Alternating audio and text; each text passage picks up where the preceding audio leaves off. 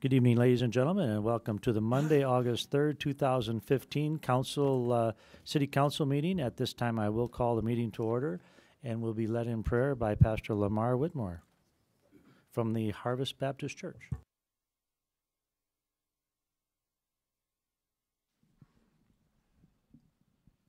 Let's go to the Lord in prayer. Our Heavenly Father, we thank you for the privilege we have to come to you in the name of Jesus Christ and through the power of the shed blood on Calvary's tree. To think that we have an audience with the one, the true and the living God. What an honor it is.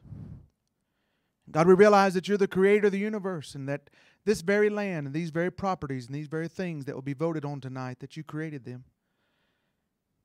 And that in our most wise moments, that we have no wisdom compared to thee. We're thankful for the promise in your word that any man that lacks wisdom can come to you, and you'll give it to all men liberally. God, we pray that tonight that we'll not just act upon our own intellect, upon facts and figures, but that we'd act upon wisdom that you have been given to us, and we'll thank you for it. Thank you for this city. Thank you for this town and the people of it. God, I pray that, God, you'd lead and guide us and help us to be a town that would bring you glory and honor and praise every moment of our life. God, we thank you for the service of these that are here tonight. We pray that, God, you'd bless them in a mighty way in the days ahead to help us to go forward in truth and righteousness and holiness and to continually honor you, the mighty God of the universe. We'll praise you for it. And God, whatever you do, we'll be careful to bow our unworthy heads and say thank you for it all. When all is said and done, may you be satisfied and may you be glorified. For once again, it's in the name of Jesus Christ we do pray. Amen.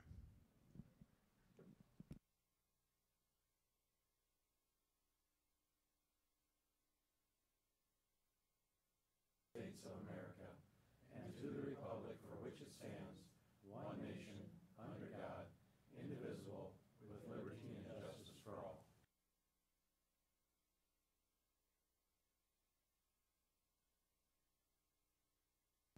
Thanks, Pastor. All right. Okay, at this time, Shelley, if you'll do a roll call for us. I can. Albertson? Here. Bueller? Here. Danforth? Here. Manty? Here. Riefenberger? Here. Roby? Here. Solom? Here. Thorson? Here. Tupper? Here. Vilhauer? Here. Thank you. Thanks, Shelley. And I would like to say that Stanton was not, his voice is gone. I tried to talk to him today. He couldn't really talk. So he will not be here tonight. But I would like to recognize Troop 209, the Boy Scouts. If you guys want to come on up here and tell us your name.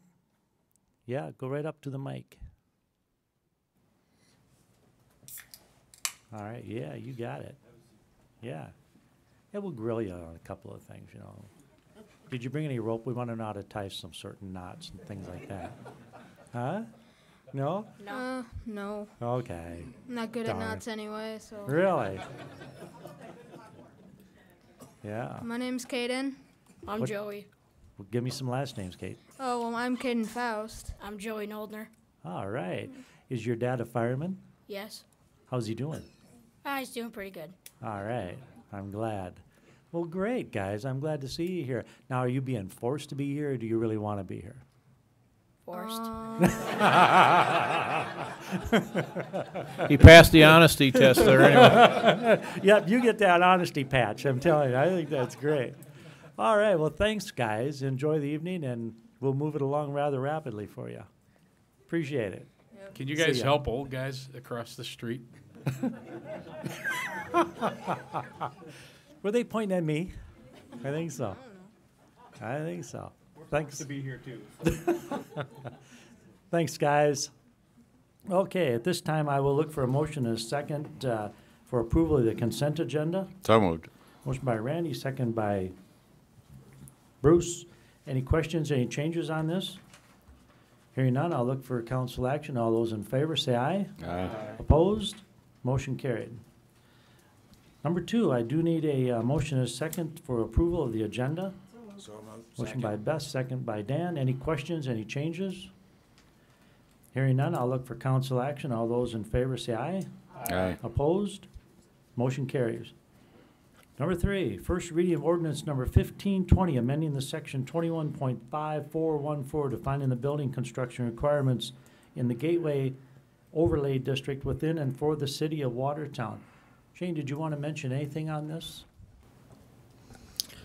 I'll just give a brief description. It did come before the Planning and Zoning Commission on July 23rd, and essentially the changes to this ordinance eliminate the requirements for color and refers them to the review of the building official. So really we just kind of backed off on restrictions and made it a little bit more of an open palette, but still under a review. So Okay, perfect.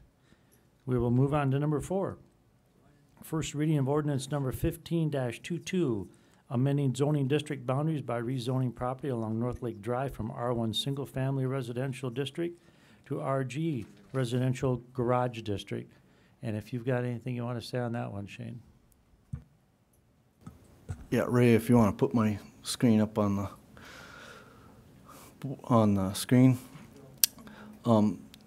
What you see hatched in red is the amended, or the proposed amended rezoning into the RG from an R1, and with the caveats that go with the RG is, you know, it's got to be a garage structure with no occupancy potential. So it's really a very simple request, and it was recommended for approval from the Planning Commission.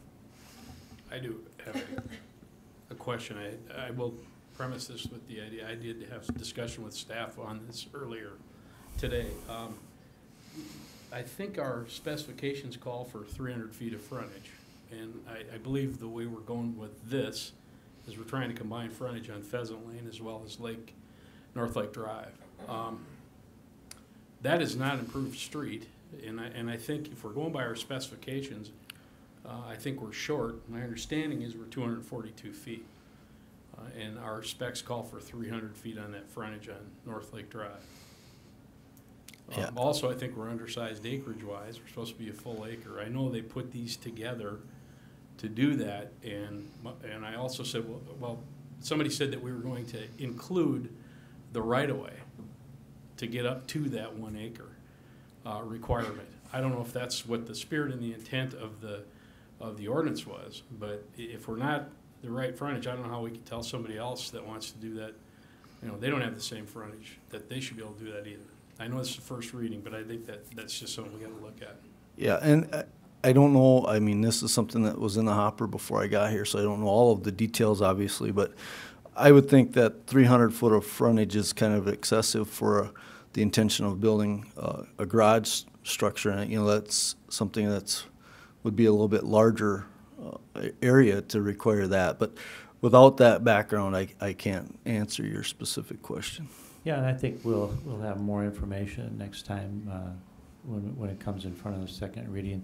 There'll be more time for questions. If you folks have questions on that, I'll get it to Shane and Sarah and work on that with John. Yep. I mean, we'll have the public hearing at the second reading, and we'll definitely. Those are my questions, and I know we'll definitely address that. So was it such a spot zone? I think was the reasoning for that, because we're asking for rezoning that. Yep. Okay. I'll have the answers. Okay. All right. Will we be identifying all non-compliances then? Is that what you'll be doing? Yes. Anything that doesn't comply can be open for discussion. Okay, and that'll be identified, hearing. right? Yep. Okay, thank you. Perfect. Okay, I'm going to move on. Number 5, first reading of ordinance number 15-23, amending zoning district boundaries by zoning property south of 14th Avenue North. 2, there is a misprint on this. This came from the Planning Commission to R3 Single Family Attached Residential District. This here comes by way of the Planning Commission. The Planning Commission actually approved the annexation of this, but they denied the R3 residential 3 designation on that. According to our rules that we follow according to the city, we do not prefer to see annexation come in without the proper zoning. Now, of course, the Planning Commission did deny this. My suggestion would be is to make a motion on this particular property to reject this and to send it back to the Planning and Planning Commission so they can look at the R2's designation with the annexation. The annexation won't be an issue. That more than likely is already taken care of on the planning commission side. So that's what I would look for. I'll make that motion. I got a motion by Don and a second by Beth, and that is to send this back to the planning commission with a rejection on the city council part. Am I correct? Okay. So at this time, I will look for a motion, or I'm sorry, council action. All those in favor say aye. Aye. Opposed? Motion carried. I would also like to just make sure that any folks that are here that are asking about this or wondering about this, the city does own the property to the west, to the south, mostly to the east. There's a couple houses on the east side there. As we spoke at the last planning commission meeting, we will jump over the top of the city. Everybody boundary around that particular area will get letters. Ray, if you want to put my screen up, I'll show you kind of what, am I? Okay, all right. So we were looking at notifying the properties from like 1364 down to approximately 1348, and then jumping down along the bottom. Essentially, anybody that directly bordered or looked upon that property, we weren't intending to go much beyond that as far as sending notifications, because those are the folks that are immediately next to the buffer of city land. Is that adequate? I believe it will be. Okay. Okay. Moving on. Number 6, replating of KAK's first edition, resolution 1519. Shane, if you want to take that.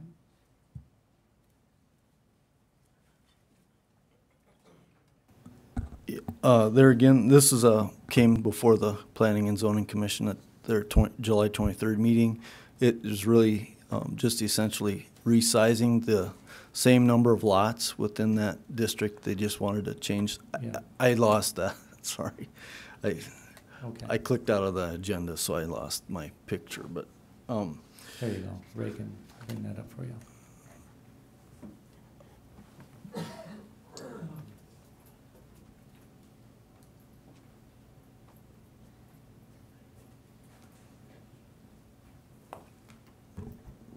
apologize for that.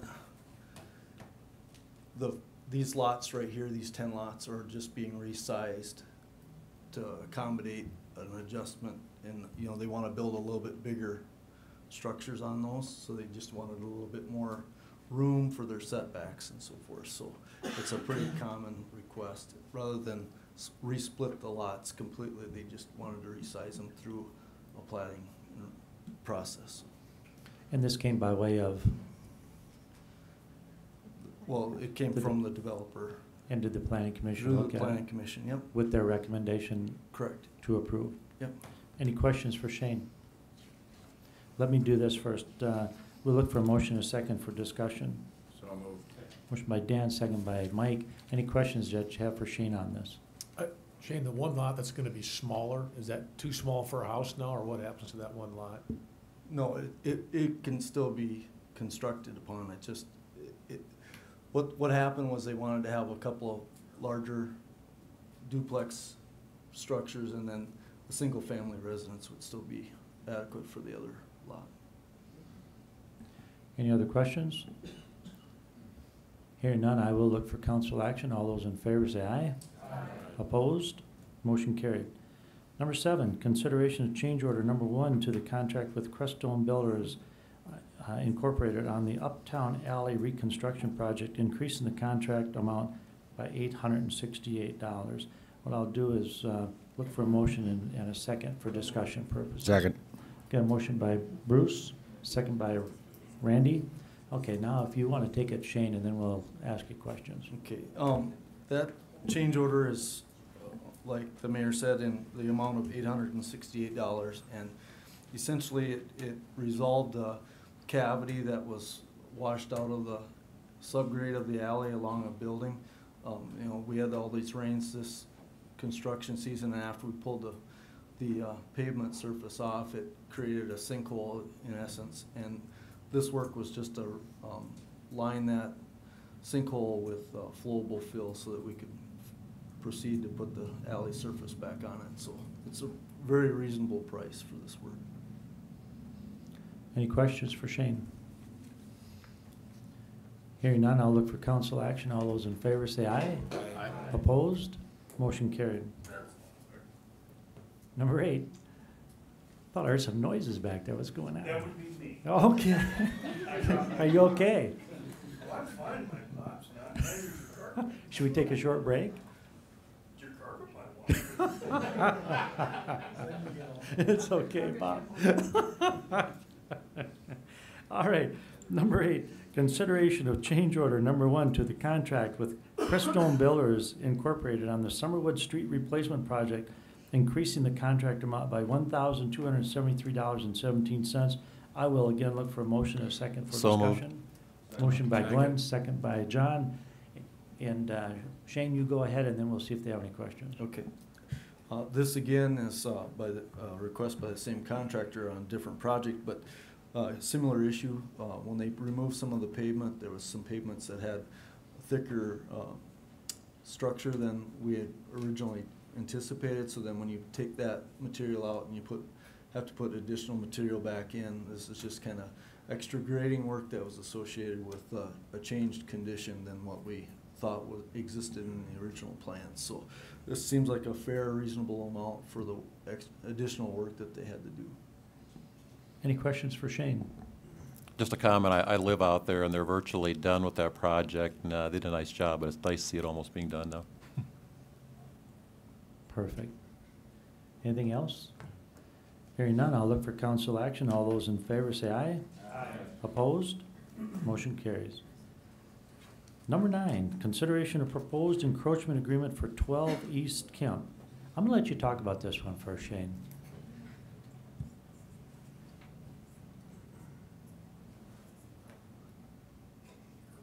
If I can get down to it. Here we go. Okay, I'll get to the picture if it's on there. That really. Okay, so this is a unique request. It's not uncommon. I mean, I've seen this in other cities I've worked for. Typically, what the issue is sometimes when longer trucks are making deliveries and they're turning off of a narrow restricted street, they have a tendency to maybe get close to or actually impact the edges of a building as they maneuver through there. And so it's not uncommon to put bollards up to protect what we consider a critical structure. And in this case, it's a private entity that's requesting it. This is more common with utility structures where you put them around a gas valve or a utility box or something like that. But so this is a private request to help protect this building from that type of damage. And we've already kind of prepared for it. There's actually notches that we paved in the alley surface already that would accommodate these, so we wouldn't have to do any destructive methods to get this done. And if it was denied, of course, we could just fill those with concrete and move on. So I don't think it's an unreasonable request. We have prepared a encroachment agreement, which kind of gives us some leverage if they get damaged or need to be removed in the future. So I think it's a reasonable request, and I think we've got an adequate document that gives us some power to pull back on it someday in the future if we need to. All right, what I will do is look for a motion and second for discussion purposes. Second. By Mike, second by Randy. Any questions you have for Shane on this? Shane, is the bollards, the 3 there, are they gonna be, like, have a metal, what? Guardrail type thing, or is it just 3 bollards? I think it's just 3 bollards is what's being requested. So it'll be a steel post filled with concrete is kind of a typical. And so we're comfortable then with the remaining width in that alley? They're gonna be right up next to the building, which we would never try to get that close to the building for snow removal operations anyway, because then we're the ones that would be dinging the building. So, I mean, these are literally within a foot and a half of the actual building face, so. And if somebody's driving in there and they hit one of them, is there any liability that we have as a city? No, that's in our agreement that we have no liability. And the replacement, the maintenance of these and replacement is the responsibility of the building owner? Correct. Okay. On Mike's point, the width, how much width are we losing and how much width is left? I believe that's a 20-foot wide alley, and we're restricting it down to about 18 feet at the least. I mean, it's probably closer to 19, because we're really close to the building with those bollards. I mean, Any delivery trucks going up and down there? should be fine. In fact, I mean, that's the reason for the bollards, is because the delivery trucks are causing an issue. This is the alley that's getting worked on now, is it? Yes, Yep. it is. Okay, so it's most likely the Slumberland trucks that go through there, I'm guessing, for deliveries. I don't know. I got the same question you had, Mike, is the spacing on there, seems like, okay, so what happens in between them? Is I can see obviously the one on the corner, which would be the most likely one to be in the way, or, you know, Yeah, the one in get the hit, middle but- is kind of untypical, but I suppose it gives them a level of comfort that somebody's not gonna drift over in the middle of the building and hit it. I don't. They're basically just protecting their buildings, so. I think it has been hit a couple times. Oh, I know it is. Yeah, it has. It's a 100-year-old building. I'm sure it's been hit a couple times in its lifetime.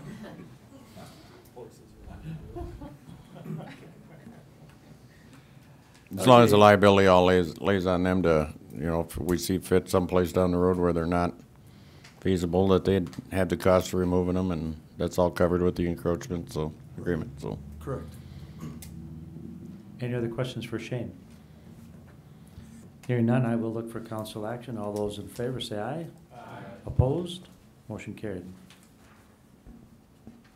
Thanks, Shane. Number 10, authorization for the mayor to sign the grant agreement relocating the new 14th Avenue Northeast emergency warning siren from 31st Street to 27th Street. And Douglas, if you want to give us a little idea what's going on.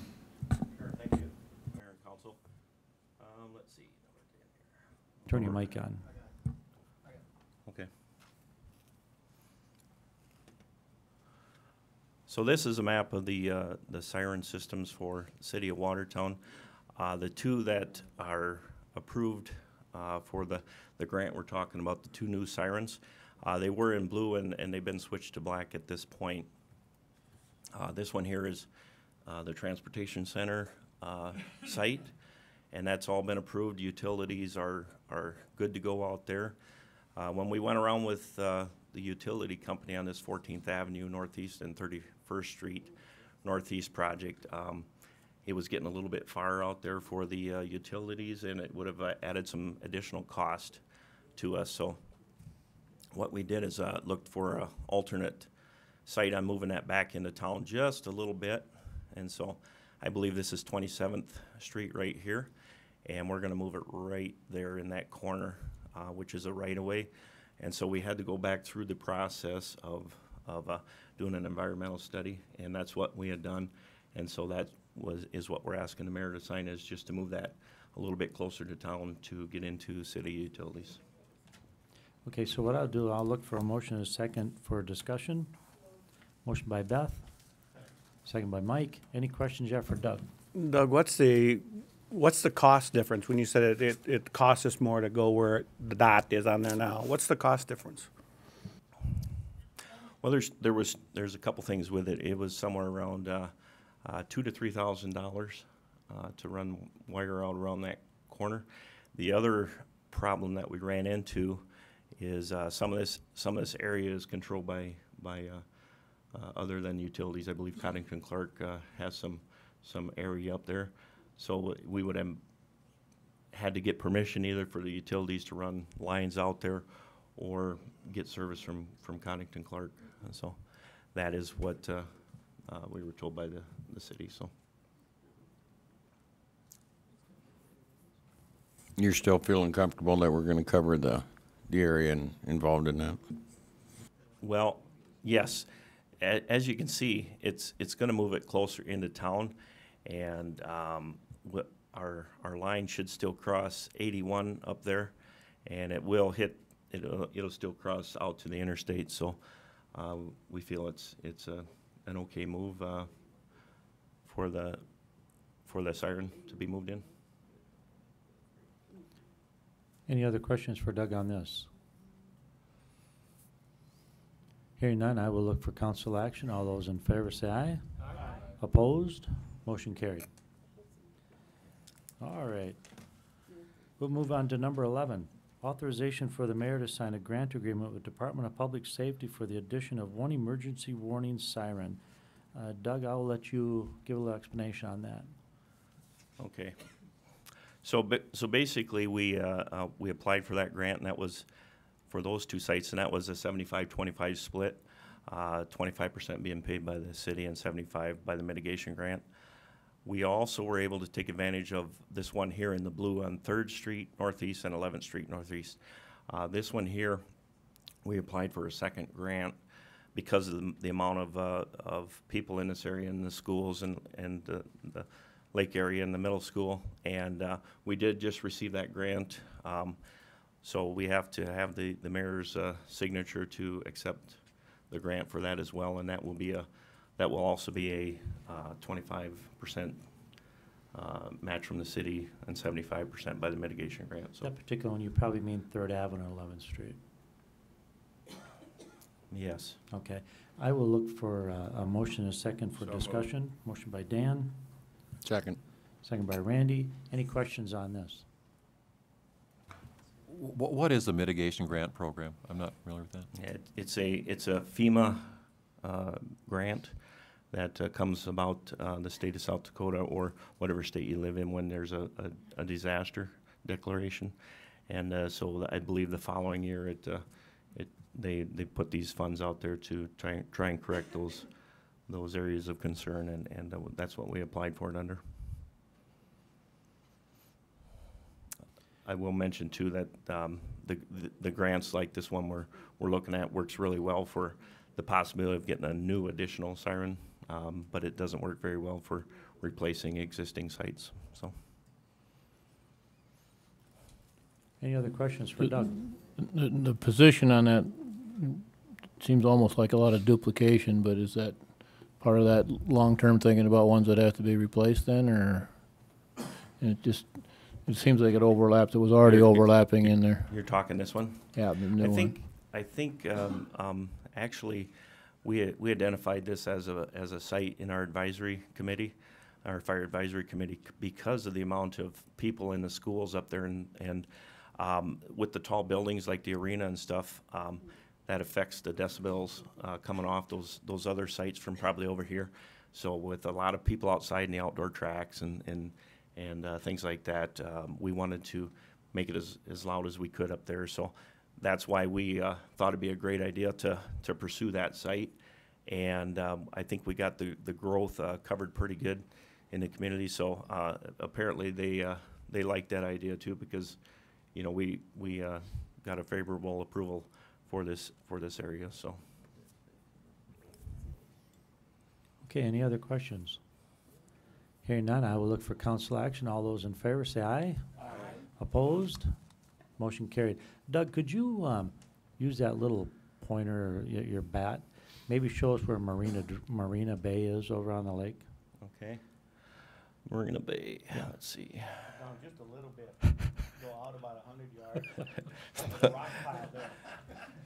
You don't want to hit that with the boat. Stay away from that, guys. Otherwise, those sirens have to alarm. There's a good chance you'd lose your prop and lower leg, I believe. That's just rumor. I don't know. I can vouch for it. Okay, moving on.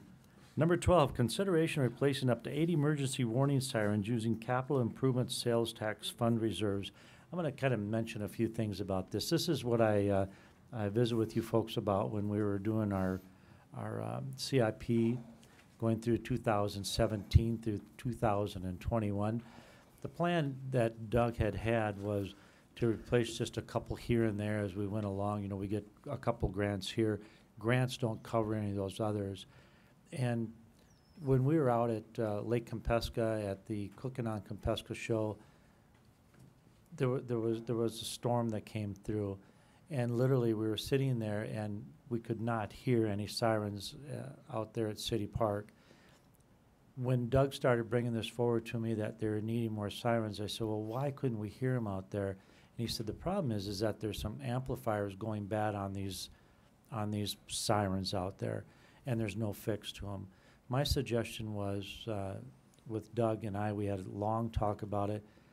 Instead of waiting 3 and 4 years to get this problem fixed, I think we should get 8 of them done this year and 8 next year.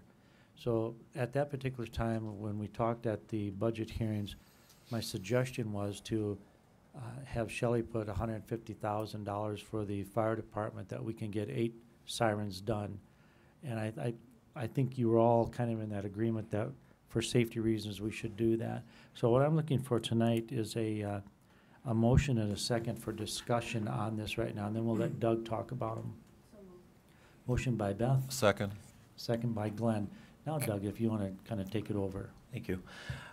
So yes, we're having some trouble around the lake especially, and I don't know why the lake seems worse than in town, but that's where we seem to have the most problems. This one here has been really giving us some problems as of late, and also siren number 13 has also given us some problems. They're showing up on the computer screen as not working, and they are working, but they're not communicating. And this one here is not even working all the way right now. So the voice command doesn't work. The old sirens, EOWs, were a voice activated system, and it's basically a big computer on a pole. And the newer sirens, actually I think I got a picture of it that we started putting in.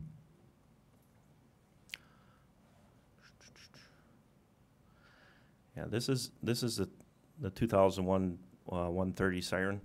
This is just a big siren that doesn't have any voice activation. When it starts spinning, it's going to start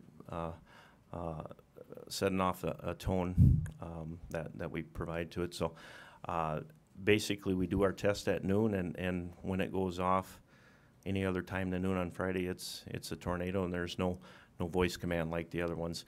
And by going away from that type of system, that's how we are going to more of a mechanical system. This siren right here, there's a control box on the bottom that has actually about a 20-year life expectancy. And this head, which is up on top of the pole that rotates, is 25-year life expectancy. And they are getting upwards to 25 to 40 years out of these sirens. These are the ones that Sioux Falls uses, Aberdeen's using them, Yankton. That's just a number within the state of South Dakota. We've also got 2 of them in Watertown. And this is the style that we've moved to. One out by Titan Machinery and one on Fish Road. And they've been in about 5 years now, the one has, and we haven't had any maintenance issues. They do come with a 5-year warranty, and I think this one is about 130 decibels. And I believe the other ones are like 100, the older ones. So they'll be louder. Our rings will get larger for our audio. So what we would do is if this project was approved is to identify the ones that are really giving us maintenance problems. And you can see the circles don't overlap very much around the lake. So more than likely, our plan, if this moved forward, would be to take out the entire lake, because we'll have some good coverage with these 3 brand new, and these are working pretty good. And those would be the second phase if we did decide to take this in a 2-year project. So, with that being said, the other benefits are if we do put something together with possibly 8 this year and 8 next year. There'll be some favorable discounts for volume discounts with the company as well. Chief, so you're going with an older, albeit more reliable technology, but you're losing the voice commands. Does that concern you at all? Yes. No, I believe that was put in because technology with the smartphones and stuff wasn't there when these were put in. And their thought was to use these if a child was missing, or if they could use it for anything they want. If a hazardous spill happened in an area, they could set off the sirens and say stay indoors or shelter in place, whatever. And realistically, in the years we've had these sirens, we've never used it once. And so with all the complications of the system and the fact that they don't make it anymore, It's just a more reliable mechanical. There's not much electronics that can go wrong, and they still communicate with the software. So we'll still know if there's problems with the site or something. So I will say for the 3 years or a little over 3 years since we've had the Watertown Fire Advisory, we've always been in support of a plan to get these done quicker than what we've actually been able to do budget-wise. It does need to happen, and so I like the idea, Mayor, of getting something done that certainly adds value back into the community in regards to public safety. So it's a good idea. The support on these was gone. There was no maintenance-wise and stuff. Wasn't there an issue with that anymore on the older ones? You can't even get parts to fix them or anything? Basically, I included a letter that they will no longer support the current system that we do have, and that is right here. And this controller, this MCP controller, as you can see, the EOW 612s, the end of sale was in 2001. That means they no longer were selling that model that we put up. And as of June 30th, 2015, they ended the support on the controller itself. So we had a pretty good plan, but our plan was to reuse some of these parts and things as we were moving forward. And you know, with the end of their support, we just can't even get parts for them or anything anymore, or even get them fixed. So I don't think you know, my plan was as aggressive as it should have been. Are all the other ones other than those two you talked about of the same model? Yes. I guess what I'm getting at, if we take these 8 down and say 6 of them are working, in the meantime they could be back up to some of the other ones if something failed? Yes, we would definitely, until the full project was done, keep all the parts dry and the motherboards and everything else. So yeah, this one here is a new siren, and also this one. So those two are sirens and that are new, and these two here will be new also. So with these 3 new ones and these 2, we'll have 5 of them that are done. So we'll have 16 that are not done, and when we get all done, we'll have 21 sirens in the city of Watertown.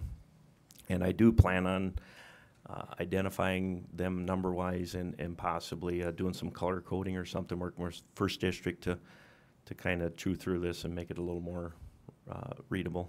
So, any other questions for Doug on that? Okay, at this time I'll look for council action. All those in favor say aye. Aye. Opposed? Motion carries. Thanks, Doug. And I think the game plan is if they approve our 2016 budget in September, we'll move forward and get the other 8 done right away for next year. Okay, thank you. Okay, number 13, authorization for the police department to apply for a grant from the Transportation Security Administration. Thanks again, Doug. Tim, if you want to come up and tell us a little bit about what's going on. Good evening, Mayor, Council.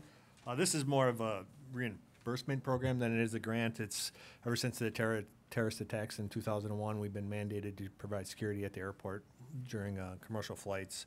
So it's just every 3 years we have to reapply for this, and we're just asking for permission to do that. Okay, so at this time I'll look for a motion and a second for discussion. Second. Motion by Randy, second by Bill. Any questions, Jeff or Tim? Hearing none, I'll look for council action. All those in favor say aye. Aye. Opposed? Motion carried. Boy, they let you off easy, didn't they? Thank you. You didn't have to threaten anybody with that taser. I know. Okay, number 14, consideration of bids received for the golf course improvement project. Bid tab will be distributed at this meeting, and hopefully everybody got that. Y'all got one? Perfect. Jay, I'm gonna let you kind of go on this before I ask for a motion in a second. We'll let you kind of fill us in.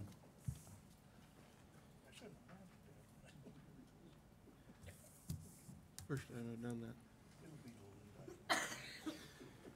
Good evening. Bids were open for the Cattail Crossing Golf Course Improvement Project earlier this morning.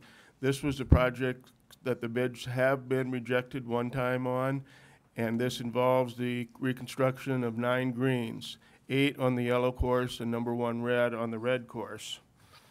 And there we had 3 companies bid on the project, and the low bid came in from Dunick Incorporated from Princeburg, Minnesota. Earlier this afternoon, we held a park board meeting to discuss the proposals. And from the park board, the recommendation was to accept the low lump sum bid from Dunick Incorporated for $552,000 and accept the modification alternate number 10 deduct in the amount of $13,500 for a total of $538,500. And then accept alternate number 11 deduct in the amount of $2,500 for builder's risk insurance based on the recommendation of City Attorney Fox.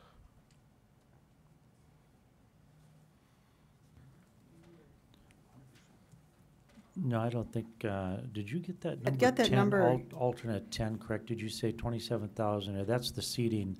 Are you not going to do 50% of that particular one? Yeah, and that's what we did in didn't the hear you amount say of that. $13,500. Okay, all right, I get it. I didn't hear that. Okay. Okay.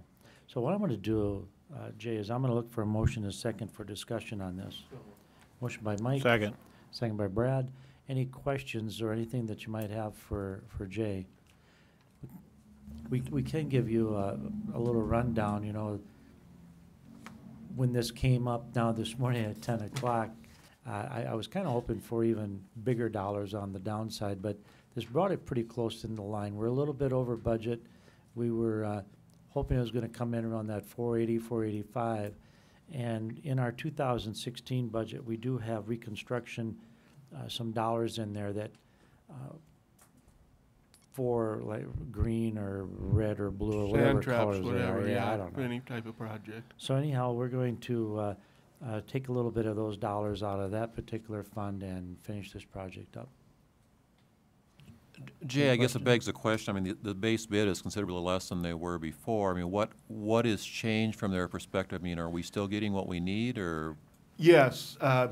Actually, after we rejected the first bids, the project committee got back together and really refined what we were doing, and the whole scope of the project was greens.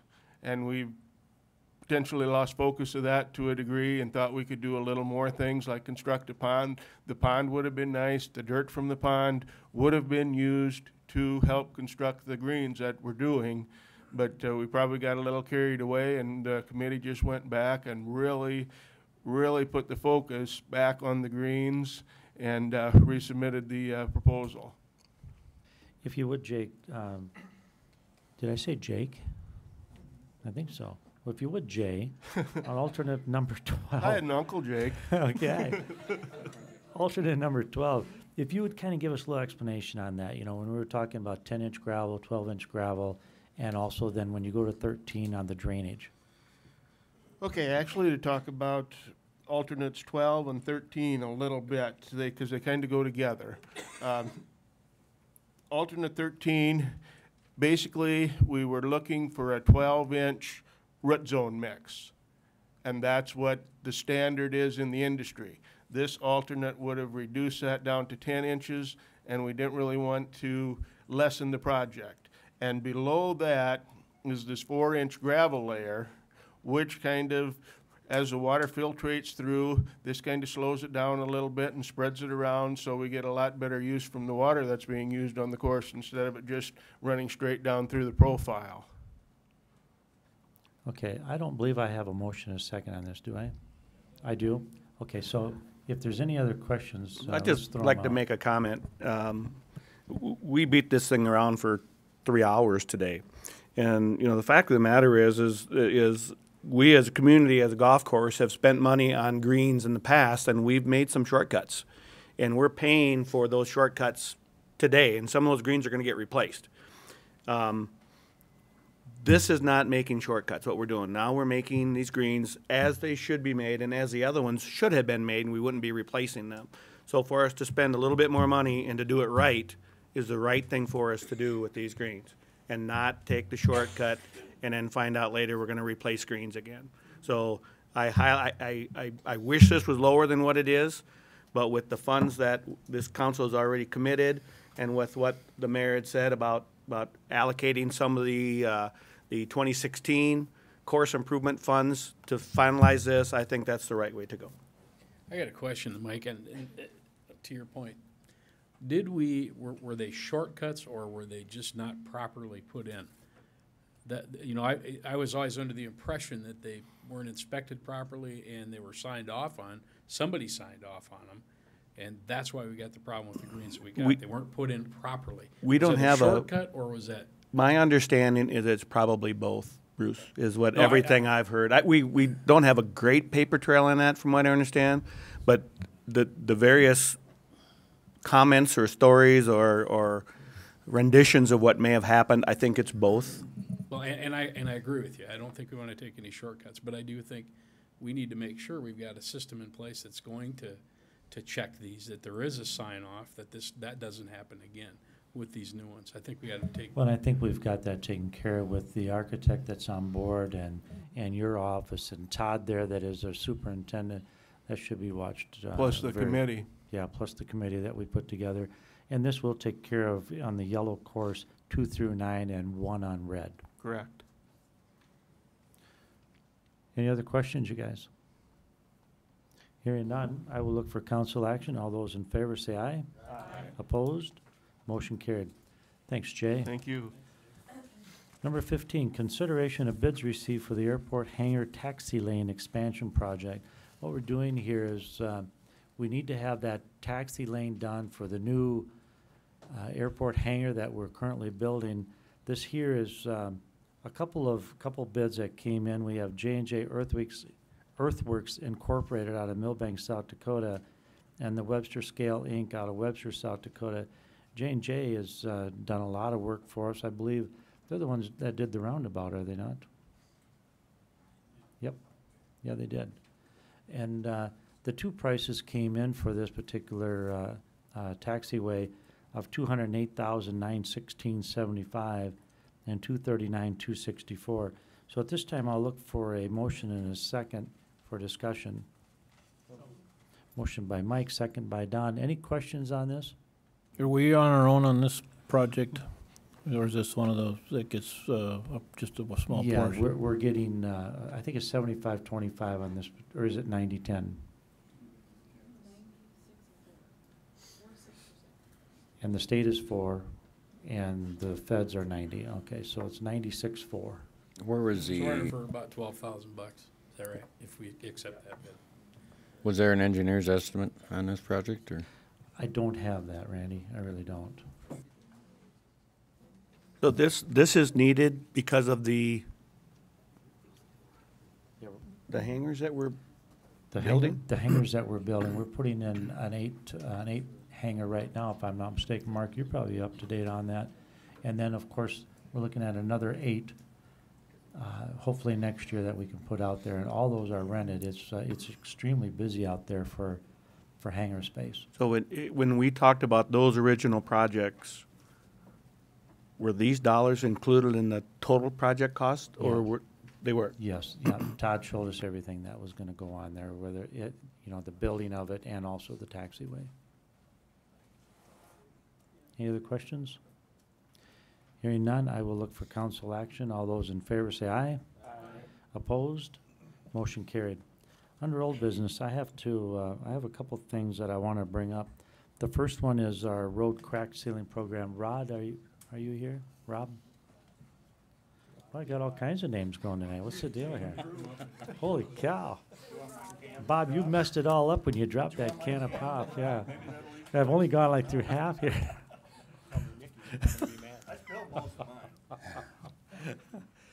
So Rob, tell us kind of what we're talking about. You and I have had discussion on the crack sealing. Yeah, earlier this season, early summer, we had Highway Improvement Company came to town and did our crack sealing project. They did it last year for us too. We had talked about when they were here, they were willing to do some more work for us while we were in town, and we discussed the situation to see what we could do there and dollars that we could maybe extend out and do more work. You know, the mayor and I kind of think it'd be a good thing to do if we can, you know, get approval to do that. But as far as crack sealing and stuff, we've talked about, you know, reasoning why a person should do this. Our roads, our street department in the past has done some of the crack sealing ourselves. We hired this company to come in and do crack sealing for us, which they route the cracks out and do it a little differently than we do. We don't have a router at the street department, but we do seal in the winter when we have an open winter. There had been several years that had went by where streets didn't get crack sealed, so we've kind of been in a catch-up mode right now. So we were budgeting $80,000 a year, and basically the last 2 years we've gotten, let's see, 105 blocks crack sealed, which basically averages out to $1,523 per block to crack seal a block on average. So, you know, I don't know, Mayor. Yeah, here's what I'm going to do, Rob. I'm going to actually look for a motion, a second, for Rob to put some additional dollars into his budget for crack sealing. Yeah, $25,000 in addition to what we've already approved. And that should get us about 16 and a half blocks Right. based on our average. Yep. Second. Motion by Dan, second by Randy. Any questions on that? And those would, that would be for the 2015 season? Yes. And do we know where those dollars would come from? Absolutely. Shelley, you want to tell them? Have Stanton tell us it.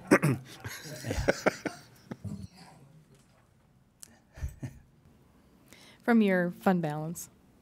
From the Mike Danforth fund balance? Yeah. Yes. Okay, that's Yeah. good. I'm good. I'm with that. Might have to balance that then, aren't I? Yeah. No, I think it's important that we come to grips with this, you know, because we really did ignore our roads for quite a few years. And what happens is, and you're all aware of this, you know, you've got the big cracks in the road, you got the snow that comes down and the ice, you know, it melts, it goes down into the ground, it freezes, it thaws, and it freezes again, and then all of a sudden, we've got these big old pits in the road, you know, these things where you lose your firstborn. And we need to be on top of that, and this is really going to save us a lot of dollars in the long run by having this preventative measures. We crack seal them, then of course, hopefully the year after you'll be able to chip seal those roads before you have to go into the big expense of $18,000 a block for milling and overlay. That's what it's costing us. So we're putting Right. $850,000 into the milling and overlay, but it looks nice. It's looking very, very good. Yeah, and like the mayor said, with crack sealing the streets, you know, in the wintertime you do get the freeze-thaw issues with moisture getting in there, but even in the summertime when you get moisture in those cracks, when you have traffic go over that, it tends to, traffic will actually move the asphalt enough that'll actually wash the fine materials out of the cracks, and that's what we had on 19th Street, why we had such, the cracks were bigger and they were dropped in to where you have major issues that way. But if we can crack seal them early enough before we've lost them, it'll help save us dollars in the long run. Rob, have we ever done a cost analysis as to what could we do in-house? I mean, how far would our dollar go internally? I mean, we'd obviously have some capital expenditure to get there, but what would it take for us to do some of this ourselves? Right now, I mean, there would be a little bit of, we'd need some tools to do it, and an open winter, really, what it comes down to. We can do this in the wintertime. The best time of year to do this type of thing is spring and fall.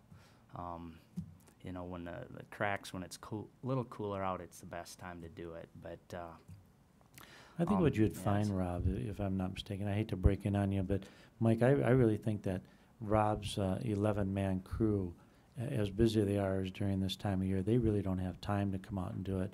And the speed and the quality that these folks, any of the companies that have been doing this, has just been wonderful. They actually cut it out. What do you got, about a half inch where they cut out, or 5/8? 5/8, yeah. 5/8 they cut out and fill that back in. And then, I don't know why, but they throw toilet paper on top. But it really does make a huge difference for your street department over the long haul on this.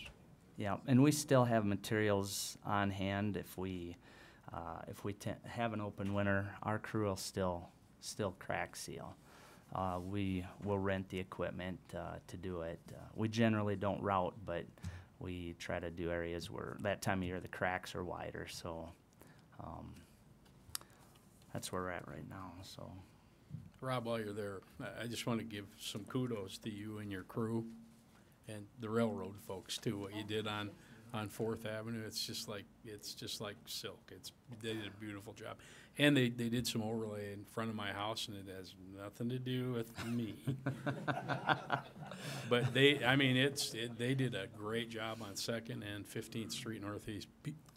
Pass it on. They did a great job. I'll do that. We appreciate the positive feedback, and a lot of the guys have been getting positive responses over the 4th Avenue thing. So. Yeah, I do want to mention while Tim's still here is that the speed has increased tremendously over that railroad track. It's just like, woo. But I get a text or a call or an email almost every day now going, wow, thanks for fixing, for that. It was very interesting because they did that the night we had the story.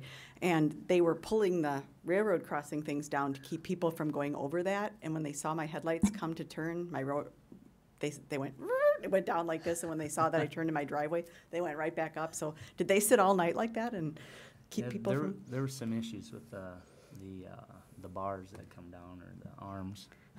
They had to work on that that night. So, yeah. Okay, I think what I'll do now is look for council action on this, unless you have other questions on the crack ceiling. If not, I'll look for council action. All those in favor say aye. Aye. Opposed? Motion carried. Thanks, Rob. And I just want to say that now tomorrow they start on Highway 212. Yep, they're supposed to start tomorrow morning at 6 a.m. on the crossing on 212, the railroad crossing. Do they think they'll have that done in one day also? That's the plan. It's kind of crazy. We talked about that on the radio the other day, that we can get this done in a day. And we got 3 crossings we're working on. We're talking 3 days. But yet it takes us 3 weeks. That's kind of strange, isn't it? Yeah, it's going to be nice when it's done. It's going to be wonderful. So then after 212, they'll move over to 10th Avenue. 10th Avenue. I have been asked by the railroad, originally we were going to try to do that and keep traffic flowing down 10th Avenue, but they've asked me to close that street during that day because they want to do some more panel replacement over there.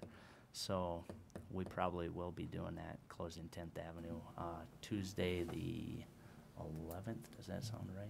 I don't have a calendar, but it's next Tuesday. 212 be closed total? No, they're going to keep traffic flowing.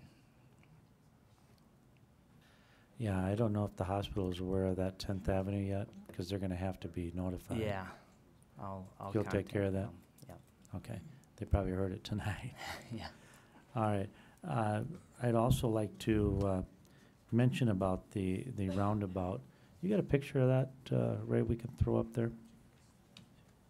Or not?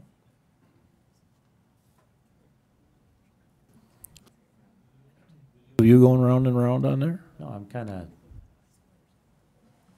bugged about it a little bit, for lack of a better word.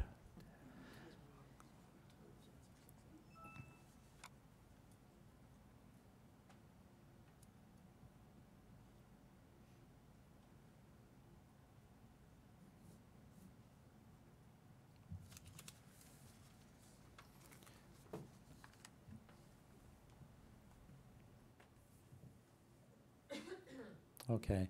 When you look at the roundabout there, you see right in the middle, of course, is the sheep in there. Those little black lines are sheep. But right on the other side of that, the white, right in the middle, and that's a truck apron. Now, the other night, Chris and I were heading out of town, and I said, oh, let's go through the roundabout first. So we went up 11th and took the roundabout, and there was about 6 or 7 kids scooting around in that apron there on their skateboards. And then also right behind them, there was probably 3 or 4 on their bicycles. Now, what I want to explain is that, this is not a play area. This is a city street, and parents, keep your kids out of the street is what I'm kind of getting at, because all I really need is there was cars going around. We were worried about those kids on that concrete. That's all I need is one kid to get hit up there, and then everybody's going to say, oh, my God, look at what happened on the roundabout. I think The skateboarders, if you really want a roundabout, we're gonna build a skateboard park next year. Let's put a roundabout in there for them so they can play on it.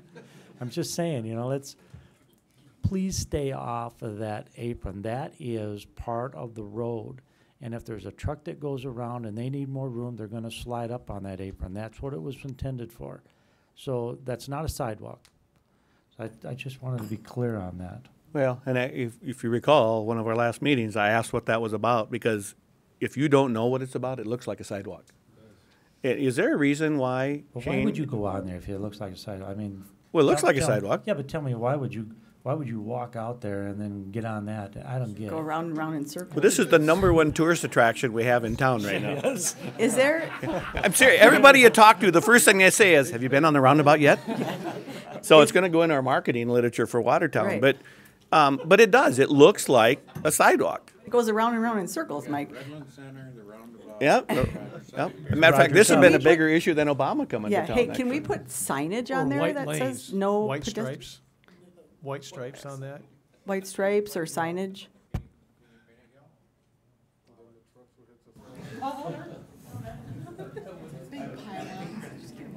Well, we're gonna have to watch it, and I don't think that we want to come unglued on kids that are out there, you know, but we gotta be careful about that, because that's the last thing we need, is some kid getting run over by a car on the roundabout because they're playing in the street. And I think we run a higher risk of that being the case of people being in there, meaning primarily kids, with the new middle school being up there and the foot traffic. I don't know what you can do about it, but that was the reason why I brought it up a couple weeks ago, because if I didn't know better, honest to goodness, I would have thought it's a sidewalk. How hard I would don't that have a be to skateboard, put but- like a yellow striping on there? Well- At least it would be more obvious it's not intended to be a sidewalk or something, just to, We could do something like that, but I don't know, Shane, from your that's a experiences, shame. what do you see? It's more of an education piece. It's really about getting more information out there. We'll probably look at, as a staff, putting some more information or enhancing what you just saw on the screen, kind of explaining what the center of that roundabout is for, and that it's not for pedestrian use or a play area. I think that also we would present that at the middle school when school starts up, that we would actually, if they have a general assembly or something like that, that we would recommend that we do that right there to the kids that are most likely going to be using it, and do that. I mean, because you could paint that thing any color you want. You could put up as many signs as you want, but really all those are is distractions. It's all about education and getting proper use out of the facility. This is going to have to happen fairly quick. Orientations are going to be next, Correct. starting here in Yeah, a week or so. I'm looking for something to be in the paper and on our website probably by the end of this week. And then we'll reach out to the school and find out when the best first available opportunity is to present that to the kids, whether that's with our staff attending the school or finding some recruit that will carry that torch at the assembly for us. We'll figure that out. I would think even if you could get a flyer that goes home with the parents or the kids at Yeah, orientation. that might be a good idea too, so. maybe instead of those sheep, we just need some Dobermans or something in there. Ducks or some geese. Shelley, you talked about geese, yeah. We'll put some geese in there. Okay, so we'll monitor it. I just want to get it out there, kind of try to stay off of that. I also would like to mention about the Boy Scouts. It's just ironic that they're here tonight. As you know, in November of this year, I think the Boy Scouts will be running one of our meetings. You guys remember approving that? You new guys probably don't remember doing that. They are going to take care of the meeting. There'll be 10 of them there, and there'll be a president and a vice president, and then there'll be the 11th will be the mayor. Now, they will handle the meeting, although you as council people will stand behind them so they don't make any changes, like we can only go left turns in town or something like that at one particular time. We don't want anything going on like that. So those folks will be coming in. There's going to be a whole day of this, and they're going to be out at the Redlands Center, at the Events Center. They're going to be in town. There's going to be a whole lot of Boy Scouts in town that are going to be staying here and handling a lot of different businesses in Watertown. And I did send out a request to all of you asking for sponsorships. And I believe Dan and Glenn responded back that they wanted to help sponsor that. Now, this is a council sponsorship, and it's $250 for that. And my question to you guys, if you would just give me the okay if you want to all sponsor the kid that's going to be sitting at your desk here. It's $250 a piece per person. Yep. So you're looking at $2,500 plus the mayor's one is $3,000, and we'll take that right out of your budget. In case anybody asks. Do we have that much less? You do. Yep. Okay. Anybody? Any questions on that? You don't need a motion or anything I on think that? we should. I think we I'll should make have a the motion motion. and a second to do that. Motion I'll by Bill. I'll second it. Second by Randy. Any questions on this? This is a good program, you guys, and it's going to be fun to have all them folks here. And it'll be interesting, and I can just see somebody like those kids right up here taken care of. Now, these will be all kids that are going to be Eagle Scouts, I believe, and awful close to it. So I'll look for council action. All those in favor say aye. Aye. Opposed? Motion carried. That's kind of all I got. Is anybody else That wanna mention meeting, anything? that meeting will go a lot smoother.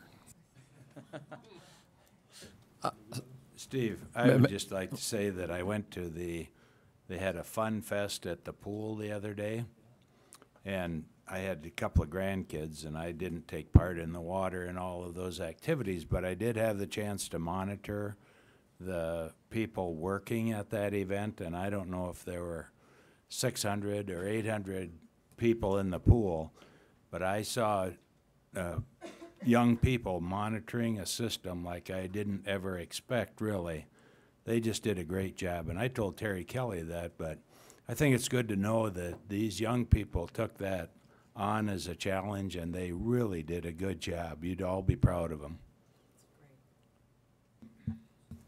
Steve, I had an announcement. Alan Eisenheimer is in the hospital, and I talked to his wife late this afternoon. Apparently he fell last week and contracted pneumonia in the process, and he's down at Avera right now, and he'll probably be down there for a week, 10 days yet, the way it sounds. So they could use our thoughts and prayers, Al and the family. I do have a item. This weekend was the National JO softball tournament here in Watertown, and during the opening ceremonies, the mayor had an opportunity to throw out the first pitch, and he asked that nobody videotape it. Well, so I did. Just in case, you know, something would go wrong, we'd try to make 10 grand or something off funniest videos, and he didn't do too bad. You'll see he's quite an athlete here. Look at there. I know. Look at there. You know, I'm surprised he got it across the plate, but, you know, when he said don't video it, I stepped right up to the fence and got my phone out, and I had to video it. My daughter said it probably wasn't a strike. Come on, guys, give me a break. You know, what happened there, it was kind of fun. You know, Brad's daughter, my granddaughter, was out there.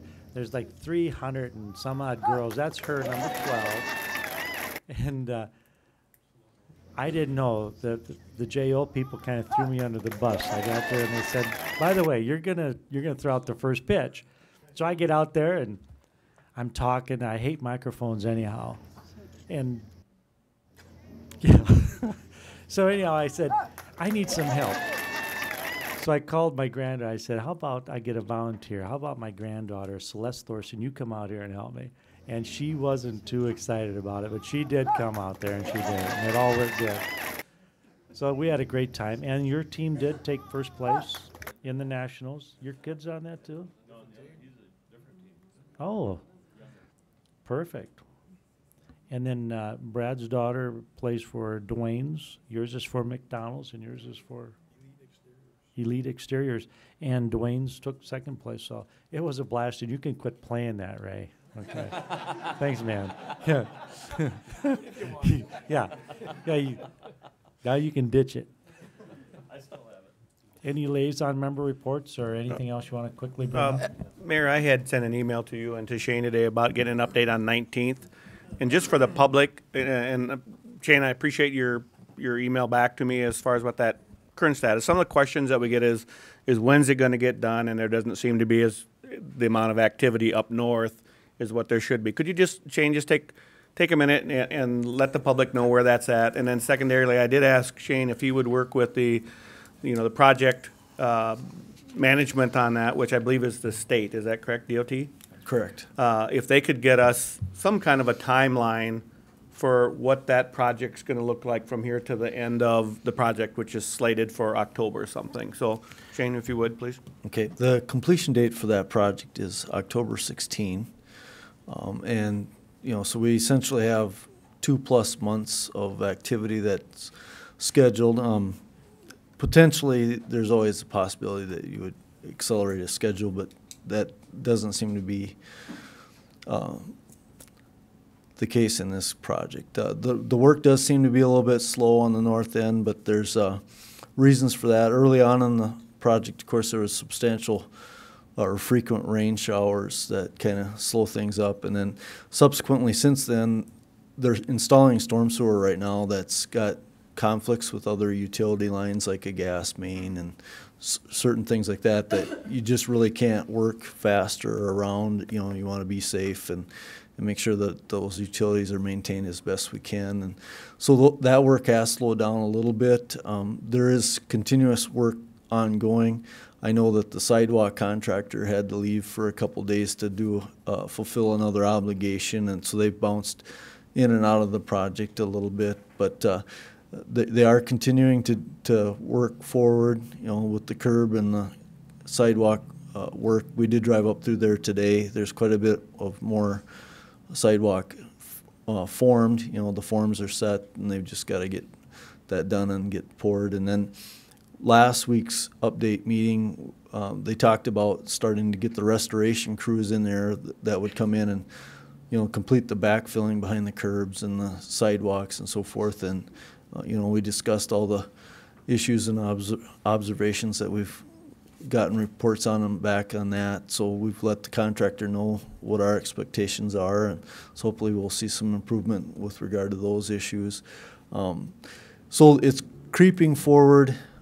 At some point, McLaughlin will get to a point where they'll hire a mill to come in and mill the south half, essentially from Willow Creek north, to I can't remember where the full reconstruction is. It's up by 12th or something like that, I think, isn't it?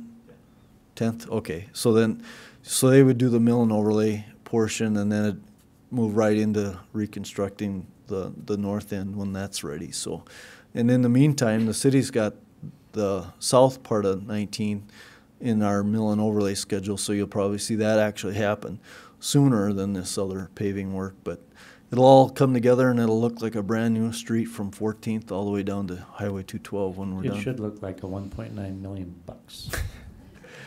And Shane, you're going to try to get a somewhat detailed, at least a time frame for what's all going to happen and about when, and you were going to get that posted on the city webpage for reference? Yeah, I'll put it on the webpage and have Ray do kind of an advertisement flip through our GovTV site too. So. Okay, thank you very much for that. I'd also like to mention that the utilities at this time, I thought they had found the leak from First Avenue to Arrow Avenue. They have not yet found the water leak, and they expect that should be done shortly. So they're bringing in a crew here, I believe next week, that's going to put a different product in those pipes, and they'll be able to, they say they'll be able to locate it. Yeah, essentially it's a different method of tracking the leak. It's kind of like when you puncture a gas main, you get that foul, odory smell. They're going to empty the water mains and put that kind of gas in there, so there's a scent that they can trace, and that's just kind of a unique method of finding a leak. Right. But hopefully that'll. I thought they could just put natural gas in there and strike a match someplace and see what it comes out at. See where the crater is. Yeah, but no, so they are trying a unique method, and hopefully they'll get some results. I have a liaison report. The Upper Big Sioux River Watershed Project met about a week and a half ago, and I sat in on that meeting, and it was reported in the PO on Saturday. Roger Foote, who's the director of that project out there, has filed a complaint against a dairy up in the Summit area about some potential runoff in the into the Big Sioux. So that has made news. Where that's going to end up, I don't know, but that is a concern of that group.